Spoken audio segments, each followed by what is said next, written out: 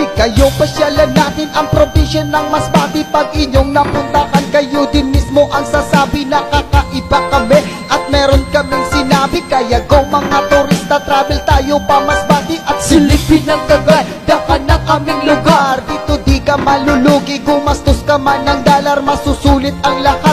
Pagod mo man at puyat, pag nakita mo ang view, ang sasabihin mo Relax! At ito ang mga lugar na kailangan puntahan. Pwede mo rin dalhin dito pamilya o kaibigan. Pwede kang mag-outing-outing, lalo na mag-picture taking. Pahiga ka sa buhangin, ang gaan-gaan ang feeling. Punta ka ng Bitoon Beach, pati sa Nagarao. Punta ka ng Manok-Manok at sasabihin mo Wow! super ganda talaga, Masbate na walang iba. Sa sombrero ng San Pascual, aakit-akitin ka. Tinigban beds ng Aroroy, kasabangan beds ng Corpus, lalo na sa Palane at sa beach din ng Montreal.